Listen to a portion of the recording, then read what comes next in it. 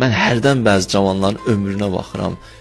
Gör, düşüblər haya, küyə, belə başa düşürsən, bir danışıqları dəyişilib, bənzədirlər özlərini kimlərəsə. Yəni, məsələn, bir başqa cür aparırlar özlərini, başa düşdün.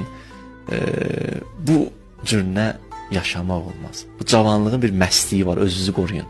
İndidən qorumasınız özünüzü, qiyamətdə cavab verə bilməyəcək. Necə yaşayıcısı qiyamət günü elə ayılacaq. Quranda bir ayə var, Peyğəmbərə deyir, ya Rəsulallah, deyir, sukara, onları məst görərsən qiyamət günü. Və mahum bi sukara, və lakin əzabəllah şədid. Deyir, qiyamət günü bəzi adamları deyir, görərsən, məst, yıxıla gezir. Deyir, onlar məst deyilləri, Allahın əzabı onları bu günə qoyub. O əzab da hardan gəldi, etdiyi yüz günahlar. Cavan ki, o cavanlığın günahların içinə girib məst olub, baxırsan adamın ürəyi ağrıyır. Valla bu cavanlara üzümü tuturam. Cavanlar, özünüzü qoruyun. Həyif eləməyin ömrünüzü. Qoşulmayın o insanlara ki, olan həyatının mənası yoxdur. Bəzi vaxtlar baxırsan, o hara qeyb yetişdik, sən də qeyb onu qoşulursan, qeyb bir yana yetişirsən. İmanla, elmlə, bəşəriyyətə xidmət eləməklə bir yerə yetişə bilərsiniz. Bunlar olmadığı təqdirdə bir yana yetişməzsiniz ki.